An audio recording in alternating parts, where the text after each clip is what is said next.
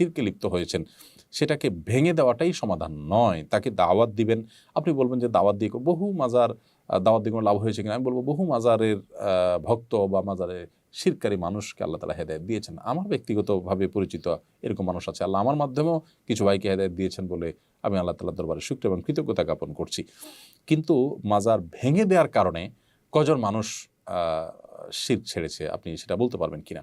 দেখুন, আপনি যদি কোনো কাজ করার কারণে সেটা দিন শেষে ইসলাম এবং মুসলমানদের ক্ষতি ডেকে আনে, ইসলাম এবং মুসলমানদের দুর্নামের সুযোগ পায়, ইসলাম এবং মুসলমানদের দাওয়াতি কাজে বাধা সৃষ্টি করার কারণ হয়, তাহলে সেক্ষেত্রে সেটা মনে রাখবেন যে ইসলামের কাজ নয়, সেটা শয়তান আপনাকে নেক্সট সুরতে ধোঁকা দিয়ে আপনার দিয়ে এই কাজগুলো করাচ্ছে। কাদিয়ানীদের মধ্যে দাওয়াতি কাজ করেন এমন একজন প্রথিতযশা আলেম আমাকে বলেছেন ব্যক্তিগতভাবে, আমার বন্ধু মানুষ, মৌলানা আব্দুল মজিদ ওনার নাম, অনেক বই পুস্তক লিখেছেন। তিনি বলেছেন, ভাই আজকাল আমি সেখানে দাওয়াতি